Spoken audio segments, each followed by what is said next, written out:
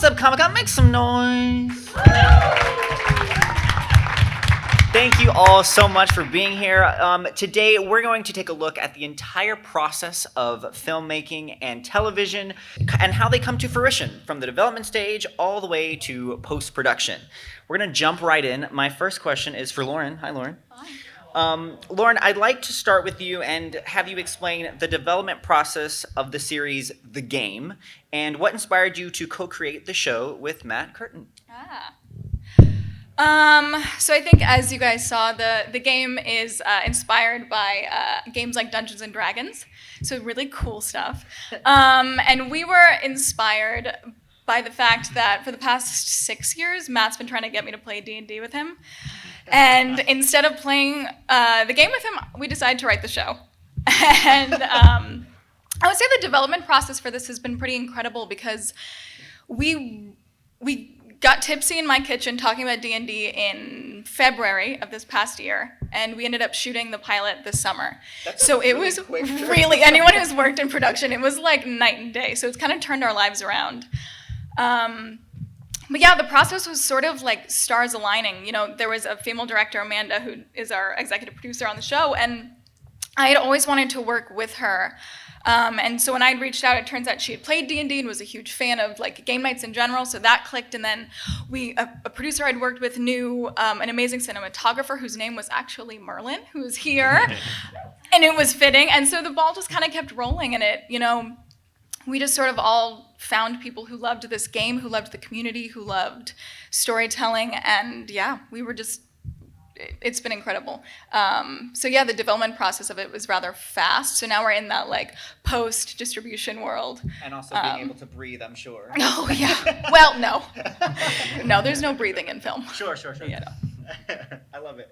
All right, well, I'm going to move to Peter. 2022 has been a year for horror films, and the breakthrough film X and now the prequel Pearl have captivated audiences, and people are already calling them cult classics.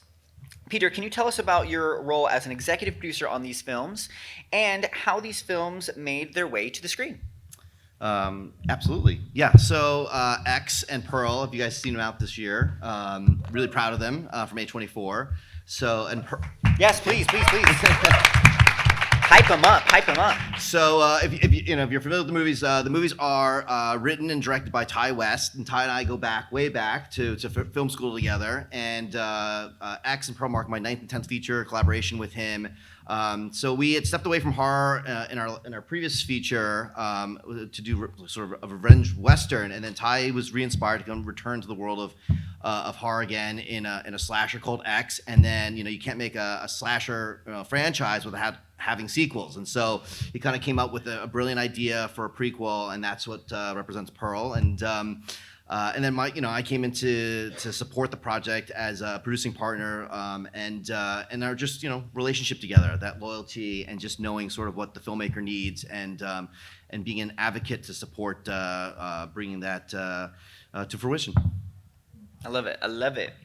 So now I have the extreme pleasure of bringing it over to Mike and Anthony, who were part of the sound team for the hilarious film Weird, the Al Yankovic Story. Yes, please, come on. Obviously, there is a high emphasis on the sounds in the film, given the musical nature of the main character. What was your process like to bring sounds together and cohesively tell a story for something as epic as this? It was a wonderful challenge on Weird. Obviously, with Al, you have all those parody songs, and so Mike and I, as sound editors, our thing was, okay, are we gonna do parody? Are we cutting parody sound effects? Are we gonna do funny sound effects? Are we gonna lean into more serious sound effects? And so it was just a great process working with the filmmakers and Al himself to discover that workflow and what the best sounds to help for Weird. Sure. Because we grew up on like Weird Al doing UHF, and I don't know if you guys are familiar with how silly of a movie that is, and his music videos, like I'm fat and stuff. Where like there's just like tons of crazy Looney Tunes, Three Stooges sound effects and stuff. Hanna-Barbera sound effects. Yeah, so we didn't know so should we do that? Yeah, we should probably throw some stuff like that in, and we actually did throw a couple things in like that. and immediately they got shot down. And we realized, I mean, when we first saw the movie, we realized like how kind of earnest it was, like surprisingly, it's very absurd and funny, but it's bizarrely earnest and like it's a comedy, but it's played straight, so it's played like a biopic movie, and so you want to do sound effects that help support those things. So you're kind of playing sounds almost serious, but those help tell the jokes in a way that's funnier in that way. Well, their biggest inspiration for the movies when they were writing it were like the Notorious B.I.G. biopic, and also Forrest Gump. Yeah. So yeah, and Boogie Nights. And Boogie Nights, yeah. All of those are hyper specific as well. yeah. But you can see, if you've seen the movie, you can feel that. And I remember like doing sound effects. I was getting inspiration from like The Matrix. Like if you haven't seen it, it gets really nuts at the end. But like The Matrix and like Michael Mann's Heat movie, like guns and stuff like that. It's a very fun movie, and so doing sound for this was such a joy because we did get to run the gamut of just having straight sound effects, and then we got to design crazy gun battle sequences and fight sequences, and it was a lot of fun. But it's also a musical movie, so we had to do like there's like a really good situation where but it was awesome. So Weird Al was with us during the mix over Zoom. He was on tour. He was on a 6-month tour, and so he was with us every single day in a different city. And so he's remote, more or less like an equivalent of Zoom. So we have Weird Al on stage with us, but he's on a big computer screen. So he was available to us every minute. Yeah. And there was a moment where there's musical scenes, so there's big crowds, and there was a part where the crowd was needed to scream no. So he's asking questions like, "Do you want to work in a factory for the rest of your life?" on stage, and the crowd has to go no, but that's an impossible thing for us to get. So Anthony, during the mix, was just like, "So Weird Al, can you get us?" Yeah, because we called him Weird Al every day.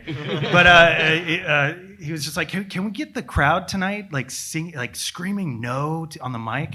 And and so Weird Al was like, "Yeah, of course." So he got his audience that night. He was playing in Idaho, and he got his audience that night to chant no, no. And so we used that sound that he recorded in the movie. So all those audience members that were at his show that night ended up now they're in part of the movie. Efficiency. Yeah. Wow. And it made the local news the next morning in that city. So that's how much fun we had working on the sound for Weird Al. Yeah, wow. For Weird. I love that. Yeah. All right, so I'm going to move it over to Greg. You've had a hand in scoring various animation and live action projects, as well as video games. Can you explain the creative, technical, and workflow differences amongst these 3 different mediums? I knew I was going to have to follow the really great Weird Al story, so thank you for that.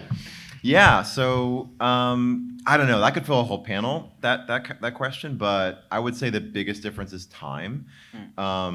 I worked on a game that just came out a couple weeks ago called Postionomics, and we first started talking about this in 2016. So I've been thinking about this project for 6 years, and it finally came out. On the other hand, my TV stuff, we get an episode every 2 weeks, so we have to spot the episode, which means you watch it with the director and talk about where the music should be. I have to write the score. We have to get notes, and then I have to mix it and implement the notes, mix it, send it away, and all within that 2-week period. Very different mindset, very different sort of creative flow. I don't know if I prefer one or the other. Like there's sort of an immediacy to TV that I really like. Like when you are under a deadline, you have to be creative, you have to work, you can't second guess. That's kind of cool. But then there's also the joy of really being able to refine something over years and years of time that I love from video games. So, they're kind of just really different mediums, and they have just really different mindsets. And I guess the one other thing that's the biggest difference would be in film and TV, I know exactly how long a scene's going to be, right? I know it's going to last 30 seconds or a few minutes, and I know when the dialogue is going to happen, when the explosion's going to hit, right? With games, usually the player can do a whole bunch of different things in a certain in a given space, right? So I have to be thinking about will the player like leave this area and go to this other area? Like what if they decide to mess around with me and go to one place to the next place to the next place, right? Like, is the music going to shift, and how is it going to shift? And being aware of that is really fun, and it really requires too that I be a gamer, which luckily I already pretty much am, even though it gets harder to to find time as you get older. So yeah, I love kind of jumping around between those two different mindsets, especially since gaming makes you think a little more like almost like a designer in a way, because you have to really be aware, like really intimately, of what the game is about to write good music for it. So. Yeah. Speaking of different mindsets and working across them, I want to bring it over to Peter, who was a producer on Dear Zoe, starring Sadie Sink. This film, being a drama, is completely different in tone from X or Pearl. How important is it to remain flexible when it comes to working across different genres? Well, I think being flexible is important, in all, I think walks of life. If you know my career in a lot of movies, I've predominantly produced in horror and in thriller. It's the world that I'm very comfortable in, and I'm very filmmaker driven in that world. But I was invited to jump on and produce this young adult book adaptation, Dear Zoe, with Sadie Sink in it, and I thought it was really interesting and just radically different. And for me, it was just a new experience, and I like just keeping things different. All right, so back to Lauren. The genre of the game is very unique. How do you best combine fantasy and ensemble comedy together to create a cohesive story? Outside of seeing the show, I can see why it sounds really unique, but if you've ever played Dungeons and Dragons, it makes total sense. I'm actually a wizard night elf, in case anybody was wondering. Well, so you totally get it, right? I totally get it. Because I think when we think of fantasy, we think of like epic, Game of Thrones, Lord of the Rings, right? These sweeping, beautiful shots, right? These really tall women like Cate Blanchett, right? But fantasy is made up. All of it's made up. And so I think what this show does is it brings us back to like why we play these games, right?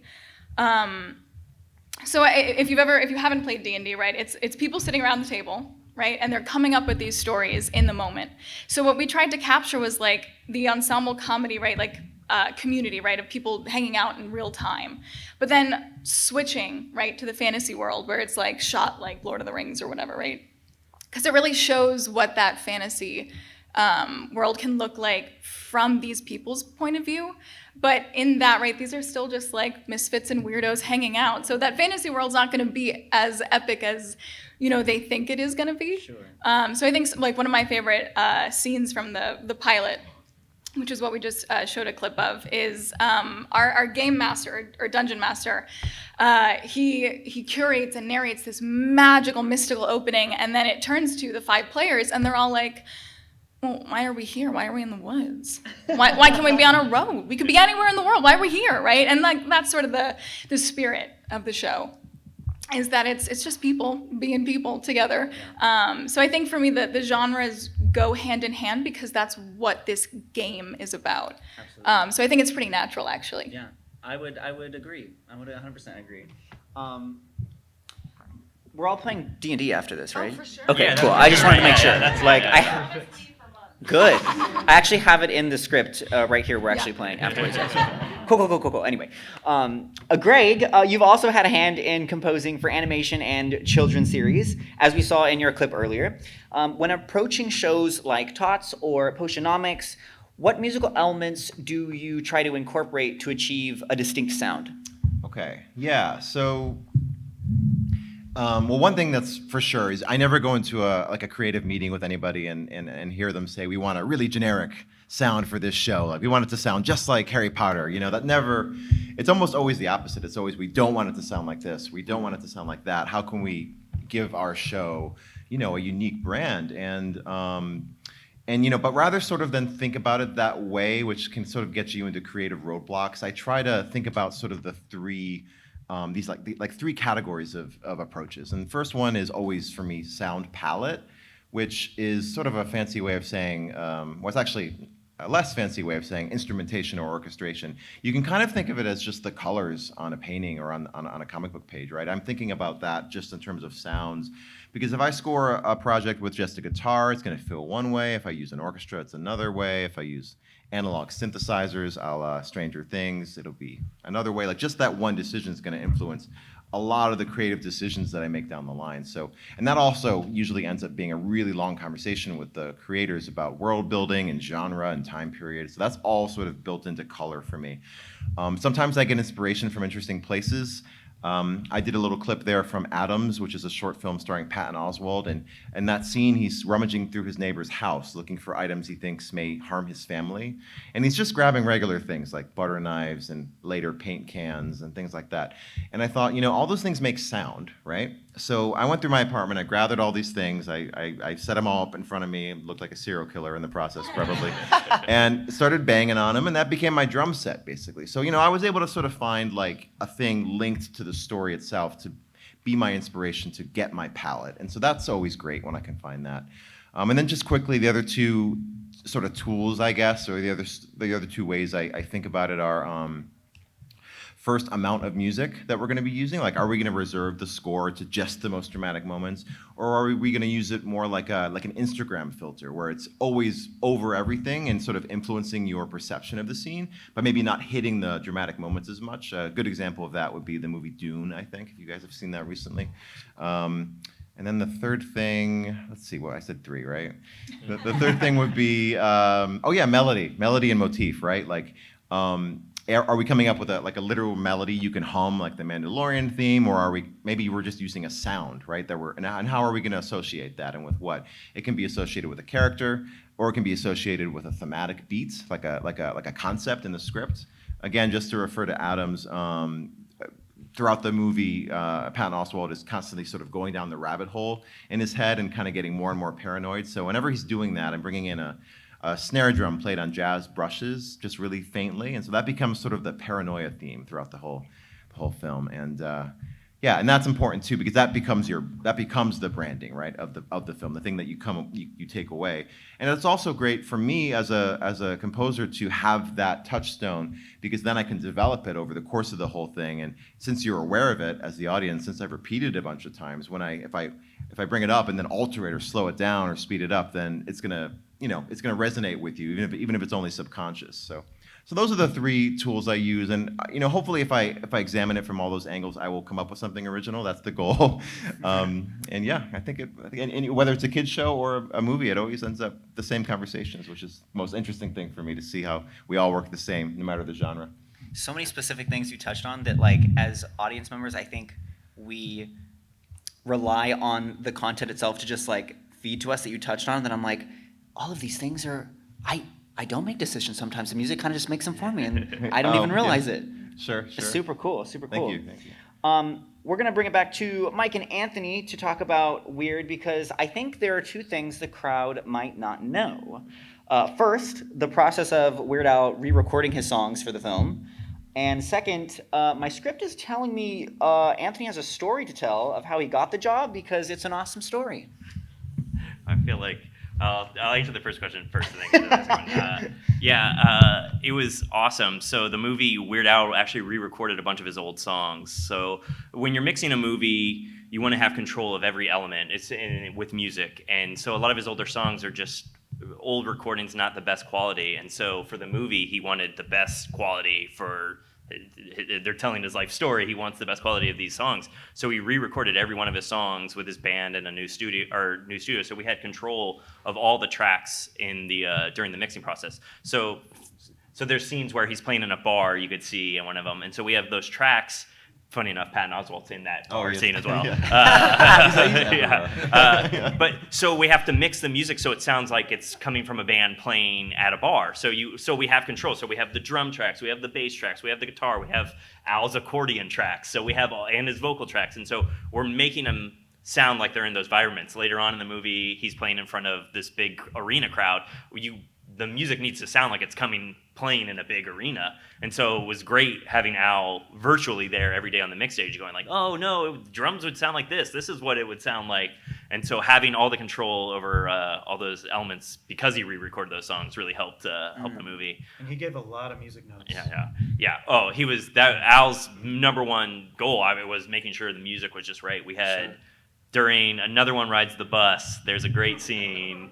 Yeah, there's a great scene where Al comes up with Another One Rides the Bus, and I think we had a bunch of fun on the stage with Al. Yeah. Yeah, it was just. You could, well, no. There's the music mic. So one of Al's old collaborators, this guy, his name's Musical Mike Kiefer, does hand farts. Like he makes music. Just I can't. Can we get one in the? Wow, very nice. He's like the go-to guy in LA for this. Yeah. And so he worked with. I He have worked, no idea. Yeah. I mean, he's a virtuoso. Yeah. Wow. Go ahead. Oh yeah. Oh no. And so we got to record him because it's a part of the song, so we needed to re-record him. And he came in, and we had multiple microphones over his hands. Like on we're miking a drum set. Yeah, like we're miking. Yeah, like orchestra, but it's just this guy going like this. And I wish I could show this video. You guys could hear it. The work he did was amazing, and so we got to mix that into the song. And so We can imagine, he came in very humble. He was like, I just can't do it like I used to. We're like, okay, it's probably gonna be fine. And then he went. it and was amazing. beautiful. It was the most beautiful thing I've ever seen. Just like So expressive. yeah, if you guys watch the movie on Roku and watch the Another One Rides the Bus scene, and you'll hear it and you'll go, oh my goodness, it's great. Expressive. Yeah. Expressive. He Oh, was talking with his parts. He was telling me, he was like, oh, I can get a lower tone out of this side of my hand and a higher tone out of this side of my hand. So he's just doing Wow. Yeah. But what of this amazing story? this. So the story is, years and years ago at a Halloween party, I went as Weird. This is 10 years ago. I went as Weird Al for Halloween. So a friend of mine had an accordion. I was like, oh great, I'll just go as Weird Al. And so I had a wig. I had an accordion the whole night. I just walked around, and some pictures were taken of it. It's great, whatever. Cut to I'm on a sales call with the studio that I work with, the Promosa Group, and they're like, oh, we have there's this project coming up, the Weird Al movie that we might be able to work on, blah blah blah. And no big deal. Like no big deal. Like they're like, and I knew about it, and I was like, oh, I need to do that. I need to be a part of this no matter what. Like, look how much I love Weird Al. And I sent my colleague just a picture of me as Weird Al, just going like, oh, check this out. Lo and behold, he didn't tell me. He sent it to the producers of the movie. I have to say, okay, first of all, it's an amazing photo, and I wish we could pop it on the TV right now. But Come if you find want to me see after it, the- come find Anthony, I'll and he'll show you. He didn't tell me, so nobody told me. So I'm interviewing for the job, and the director is like, oh my goodness, we saw that picture of you as Al. We passed it around so they passed it around to everybody in the crew, so everybody saw this picture. Oh, they of me sold you dressed out. It was Weird Dang. Al, but it's fine. It worked because Yeah. I got the job. Yeah. it It was the right vibe. It was perfect. Yeah, it was great. Yeah, so the director Eric Capel was like, "Oh, we had that picture of you while we were cutting, or we saw it. It was You got the job. Yeah, you got it. So yeah, so, Cosplay as your idols and then send it to yeah. a So studio you guys, exec. yeah. So who knows That's who's it. out there dressed up? You might end up working on the movie down the line. So yeah. I love it. All right, so this question is going to be for everyone. If you want to answer, great. If not, no worries. You've all had a hand in creating some amazing projects, obviously. So I'm wondering if you've ever had a chance to add an Easter egg in any of your works. That could be a musical Easter egg. That could be a visual Easter egg of any kind. I had a couple. Oh, go ahead. We do have that. I'll set you Yeah, up. we just I'll talked. set you up. I'll give you a break. Okay. Yeah. So, I don't really have an Easter egg per se. We thought about doing a tribute to David Bowie in a Disney Kids show, when trying to quote some of his songs, but we tossed the idea because Disney would come after us. But I guess a fun fact about my last game score is just like, at one point I decided I wanted to work with a choir for one of the characters, and then the question is, well, what are they going to sing, right? Games are interesting because like movies, but games are very international, and so English was out the door because we didn't want to have to record different versions for different countries. And then I didn't want to use Latin or oohs and ahs, and so I realized, well, I just have to make up a language, right? That's all I have to do. And of course, that is really hard. But I found this really amazing online.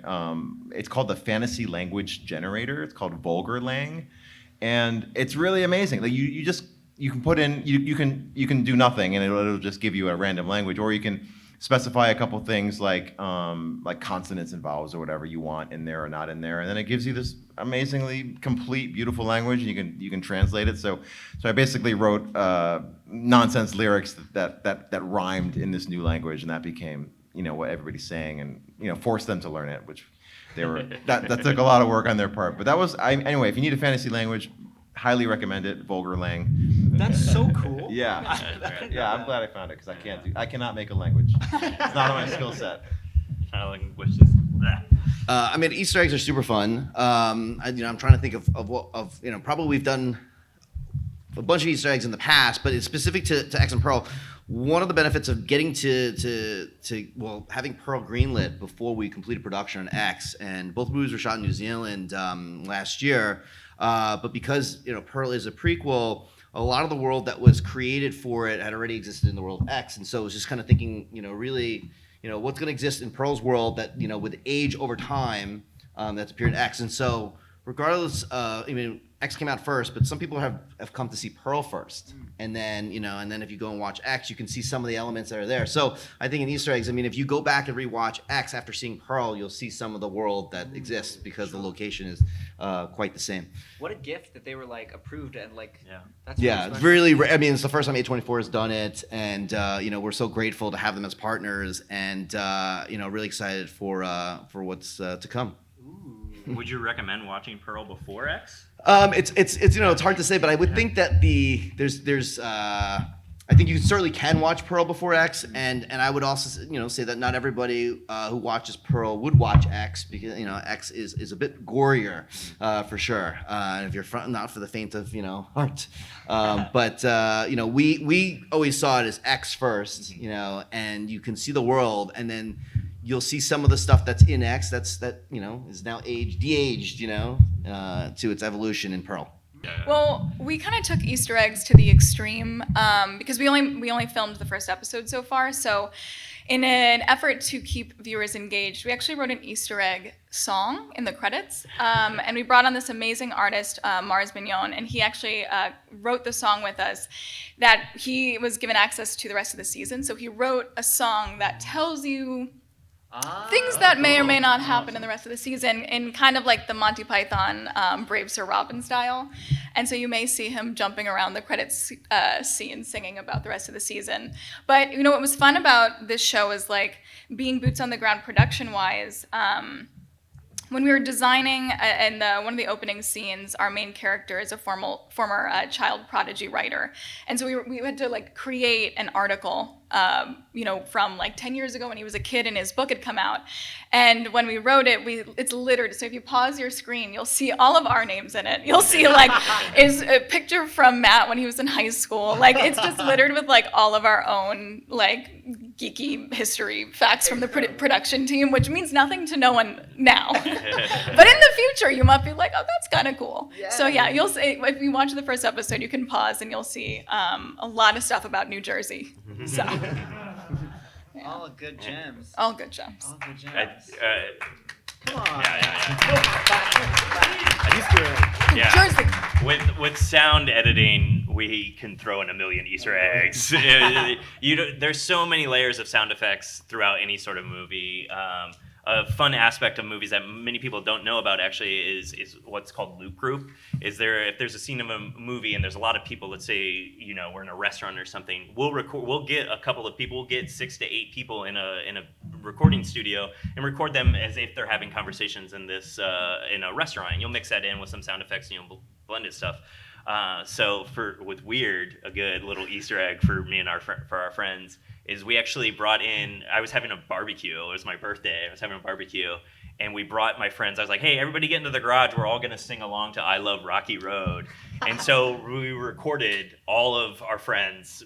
We had a mic. I have a microphone that plugs into my iPhone, and just use that. And so we recorded all of our friends singing along to I Love Rocky Road. So in that scene, in the bar, you see all these angry bikers singing along to I Love Rocky Road. It's actually all of my friends, all of our friends. And you get to do all sorts of fun little things with sound effect Easter eggs. Yeah, there's a moment at the very beginning of the film that actually it like stops the movie and then rewinds through half the movie. And so there's like a sound effect kind of. And in the temp edit that they did, the editors kind of just threw in like a reversed music track or something like that, and it sounded really good. But I just wanted to take it like to the next level. Well, first of all, I actually tried to take like the first few reels of the movie and reverse them. So it's like all the dialogue, talking, and all that kind of stuff. But it sounded really bad. It actually sounded really good when they had a reverse music track. But I was like, oh, I got to pick a good track for this. So I'm a massive Nine Inch Nails Trent Reznor fan. I don't know if anyone else is with me on that. Weird Al did a Nine Inch Nails parody And so I took that parody and I reversed it, and that's actually what that sound is in the beginning of the film. So that's my little personal Easter egg and personal touch to the film. You guys have like a lot of power in that sense. You can like do whatever you want. So true. Yeah. Oh, there's so many movies that I've worked on where my voice is. We're cameos. Yeah, where you hear me Everywhere. in it. I'm not getting paid to do it, but I'm just like I'm putting myself in there. So yeah, that's fun. I We love have it. that control. All right, so this question is also for everybody. A little more potentially impactful, especially for our audience. So I'm gonna say it, and then I'm gonna stall a little bit so you guys can think about it. The question is, in one sentence or less, what advice would you give to audience members looking to enter the entertainment industry? So now you have the question. This is me stalling and making the audience laugh a little bit. And now I think maybe we start from. Do we want to start from this end? Okay, perfect. Stalling ceased. It's one sentence. One sentence or less. One sentence or less. All Can it right. be a run-on sentence? I can't stop you from running. Be humble and try absolutely everything. Ooh, very good, very good. Yeah, that was actually, yeah, that's great. Because that's part of mine is kind of try absolutely everything. Also, meet everyone you can. And just to extend that a little more, Anthony is one of the first people I met in LA 13 years ago, and we're still working together. And it was just a chance meeting. So yeah, I know, right?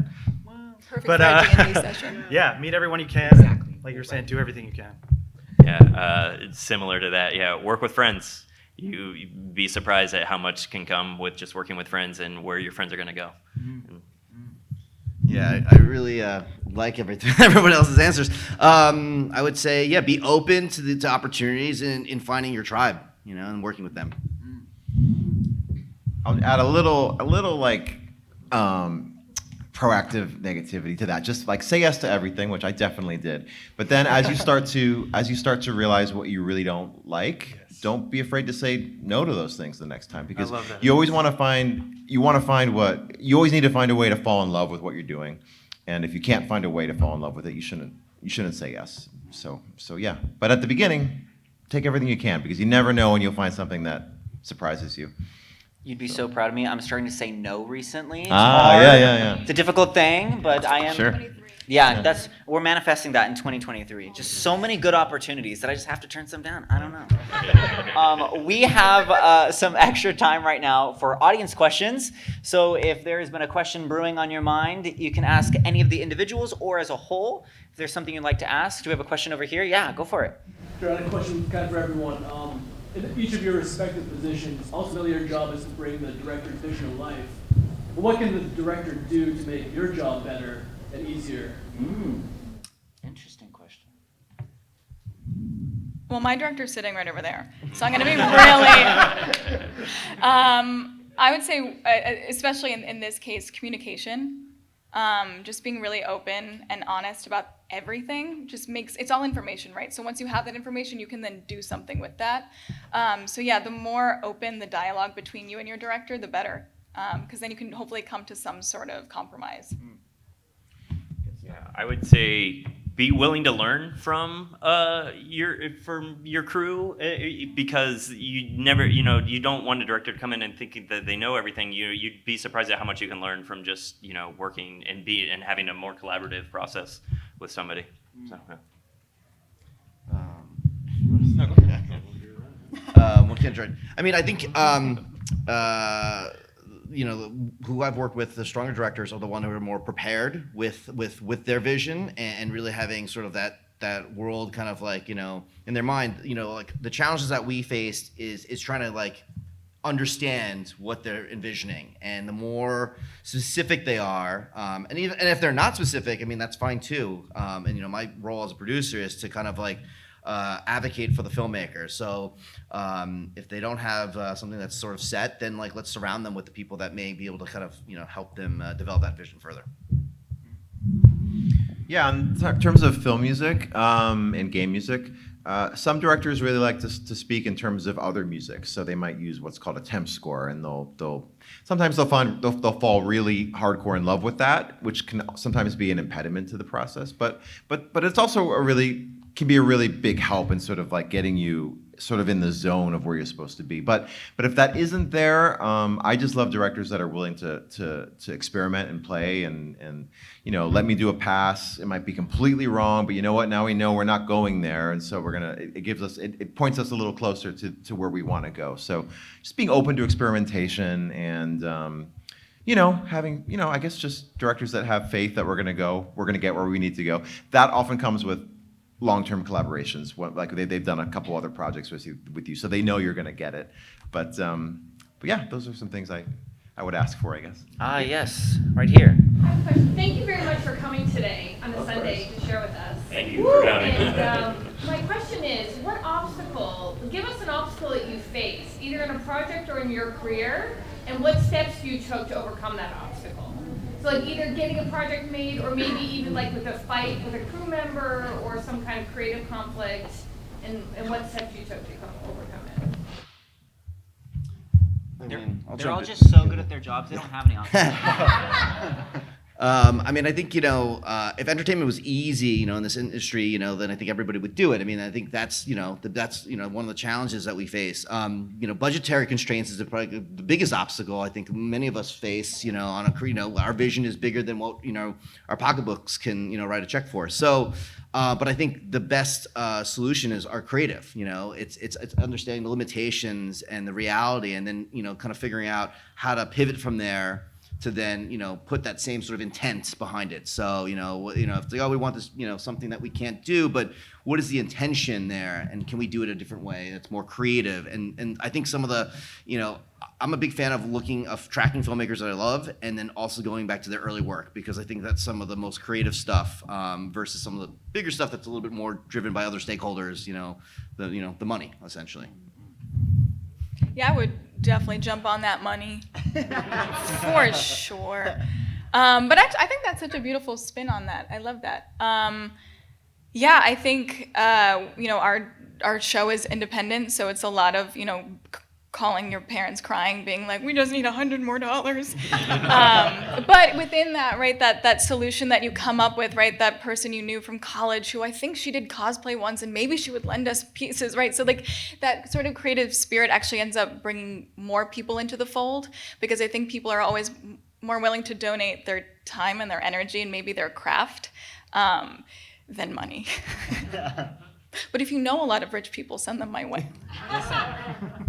I have closets on closets of armor and swords, so if you need something, I got you guys. Anyway, I think we have time for maybe one more question. Let's do this gentleman right here. Peter and Lauren, have any of you thought about implementing any part of the H.P. Lovecraft universe to your elements of filmmaking? Have I ever thought of incorporating H.P. Lovecraft into any of our worlds? I think, I think subtly, not necessarily directly, but indirectly. The world, Cthulhu is a mythological creature that I think, haunts many of our subconscious. I think he's cute. He's squid. He's nice. Yeah. I think it depends on the I tend to lean onto the the filmmaker and what they're kind of putting out there, but a lot of the in the world of genre that I'm in, it's never too far from HP and his huge library of literary offerings. Yeah, I think for at least season 1, we were leaning into a lot of like the very generic medieval, for a specific reason in the story, like a lot of that more like classic Lord of the Rings, Middle Ages, Middle Earth vibe. But I think what's fun about things like D&D is like, you can create any world. So I love that. I think that's what we're hoping to get to, is to incorporate as many different kinds of fantastical worlds as possible as the show continues. Once you meet those rich guys, Rich people. Again, call me. Yeah. It looks like that's all the time we have for today. I know, time flies. Thank you to our panelists, Peter, Mike, Anthony, Lauren, and Greg, for being here with us today to give us a glimpse at the filmmaking process. Also, thank you to Impact 24 and, of course, LA Comic Con for putting this panel together, and to all of you for joining us. We love you guys. Thank you.